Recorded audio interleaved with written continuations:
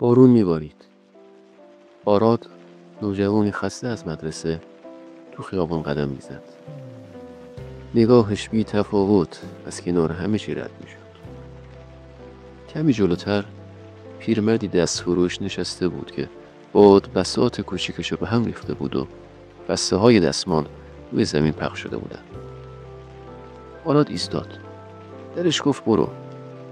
اما نگاه خسته پیرمرد چیزی در وجودشو تکون داد. برگشت، خم شد و بسته ها رو جمع کرد و چترش رو روی بساط پیرمرد گرفت.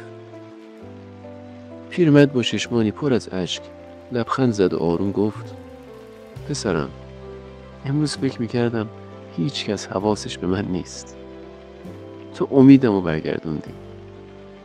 گاهی یه کار کوچیک برای دیگری همه چیزه. مهربانی هیچ وقت کوچیک نیست. تا حالا پیش اومده یه کار کوچیک شما دل کسی رو خیلی خوشحال کنه؟